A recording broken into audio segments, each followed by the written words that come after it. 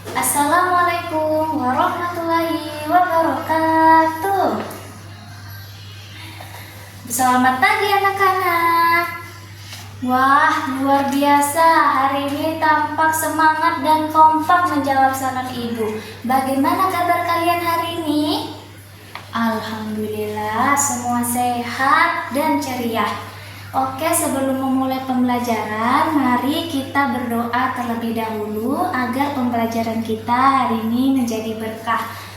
Ketua kelas harap dipimpin doanya ya.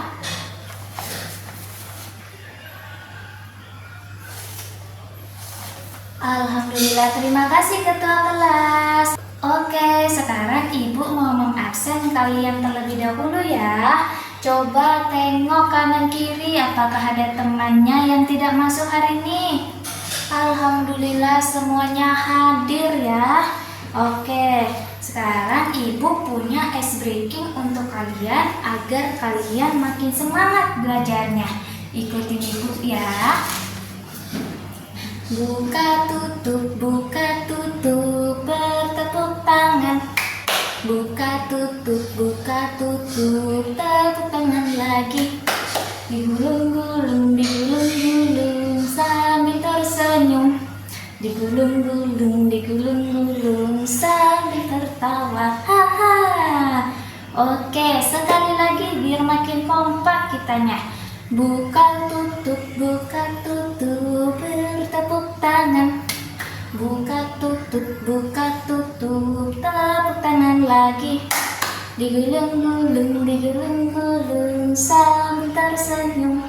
Digulung-gulung sambil tertawa. Haha.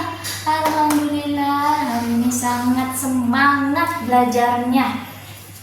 Anak-anak, hari ini kita akan belajar materi yang sangat penting dan dekat dengan kehidupan kita sehari-hari, yaitu penyelamat lingkungan, mengenal sampah organik dan sampah anorganik.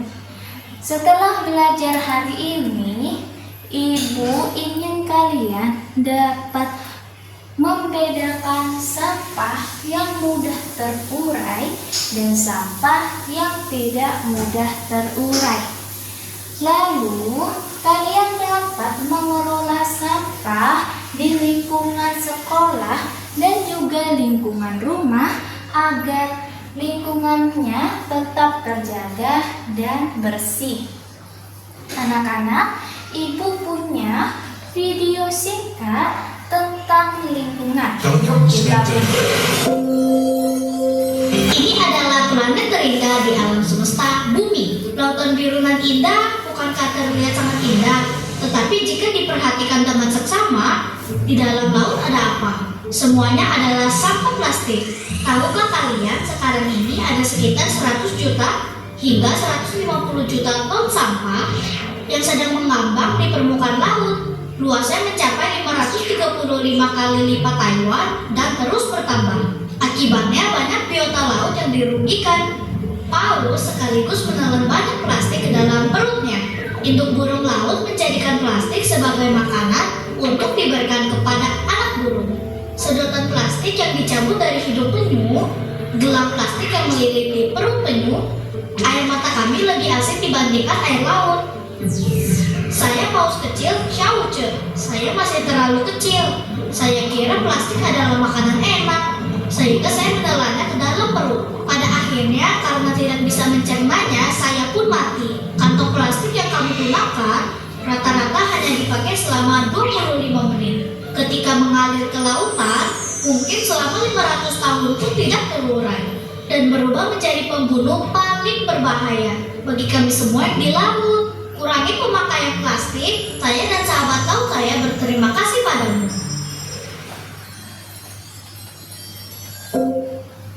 Nah, videonya sudah selesai.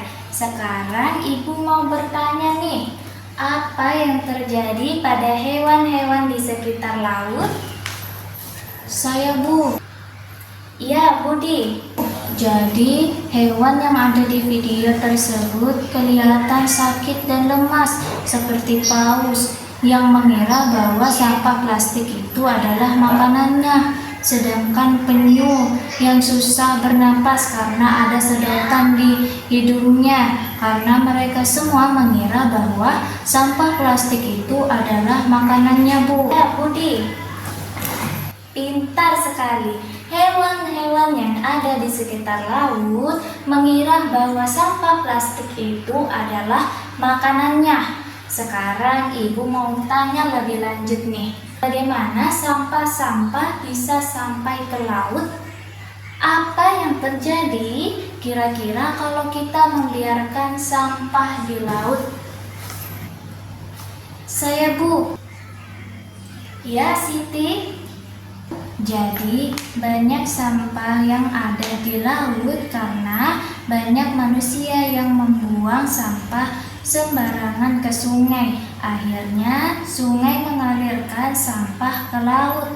Dampak jangka panjangnya, laut akan menjadi kotor dan penuh racun, hingga hewan-hewan yang ada di laut akan terancam punah karena kita tidak peduli, Bu. Luar biasa, Siti, jawabannya. Jadi seperti yang kalian lihat dari video animasi singkat tadi, sampah itu dibedakan menjadi dua jenis. Ada sampah organik, yaitu sampah yang bisa terurai, contohnya seperti sisa makanan, kulit pisang, atau daun kering. Sedangkan sampah anorganik adalah sampah yang tidak bisa terurai, contohnya seperti botol plastik,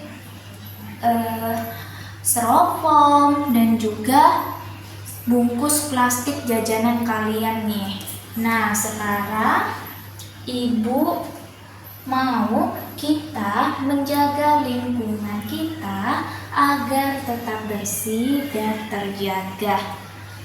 Nah, setelah mendengar jawaban Ibu Di dan Siti, anak-anak, ayo kita berpikir lebih dalam lagi. Coba bayangkan jika di sekolah ini ada satu orang yang membuang sampah sembarangan, lalu dikalikan dengan semua orang di sekolah ini, kira-kira 1 bulan ke depannya, 1 tahun kemudian, apa yang terjadi pada lingkungan sekolah kita jika kita biarkan? Saya, Bu. Ya, Edo, sekolah kita akan jadi kotor, Bu, karena saluran air dan juga got akan tersumbat oleh sampah plastik, dan jika terjadi hujan akan mengalami banjir, Bu. Tepat sekali, Edo. Sekarang Ibu mau melacak lebih jauh lagi pertanyaan Edo. Edo tadi bilang kalau sampah plastik, botol plastik yang tersumbat di got akan mengalami banjir yang begitu lama. Sedangkan sampah daun kering, jika tersumbat di dalam got, kenapa banjirnya tidak terlalu parah? Apa dasar dan alasan yang membedakan jenis sampah tersebut? Saya, Bu. Oke, Dayu, bantu jelaskan ke teman-teman.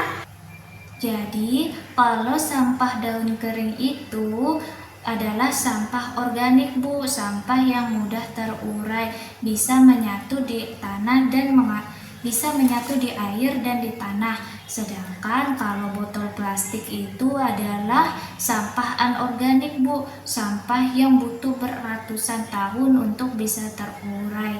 Jadi kalau menumpuk di dalam got akan menyebabkan banjir, Bu. Tepat sekali, Dayu. Jawabannya Dayu sangat luar biasa dan sangat lengkap ya. Ibu punya pertanyaan nih, kalian harus jawab dengan cepat ya. Kalau botol plastik ini dimasukin keranjang sampah organik atau sampah anorganik? Betul sekali, sampah anorganik karena botol plastik ini tidak dapat terurai. Sekarang ibu mau tanya lagi nih, kulit pisang ini termasuk sampah organik atau sampah anorganik? Betul sekali, kulit pisang ini termasuk sampah organik karena dia dapat terurai dengan cepat. Wah, luar biasa kalian semua hari ini dapat membedakan antara sampah organik dan sampah anorganik. Alhamdulillah, hari ini pembelajaran kita sudah selesai. Ada yang mau membantu ibu memberikan kesimpulan pembelajaran kita hari ini? Saya, Bu. Ya, Siti. Jadi, kesimpulan pembelajaran kita hari ini adalah sampah dibedakan menjadi dua jenis, yaitu sampah organik dan juga sampah anorganik.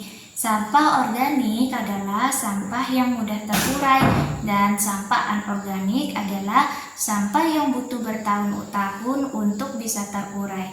Jadi, kita harus dapat memisahkan antara sampah anorganik dan sampah organik agar sungai dan lingkungan kita tidak tercemar, Bu. Tepat sekali, seperti yang dijelaskan Siti, sampah itu dibagi menjadi dua jenis, yaitu sampah organik dan juga sampah anorganik. Sampah organik adalah sampah yang mudah terurai.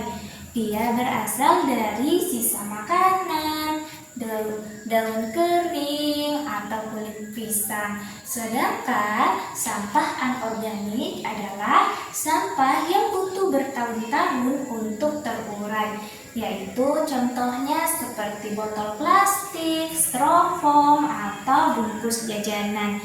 Jadi, kita harus bisa memisahkan sampah organik dan juga sampah anorganik agar tidak mencemari sungai dan juga laut, agar hewan-hewan yang ada di laut tidak memakan plastik karena mengira plastik itu adalah makanannya, dan juga agar laut tidak tercemari. Nah, sekarang anak-anak, ibu akan memberikan tugas di rumah kalian untuk membantu orang tua kalian memisahkan sampah organik dan juga sampah anorganik. Terima kasih anak-anak untuk pembelajaran kita hari ini. Mari kita tepuk tangan untuk pembelajaran untuk kita semua. Alhamdulillah, setelah mengakhiri pembelajaran ini, mari kita berdoa terlebih dahulu. Ketua kelas harap dipimpin doanya.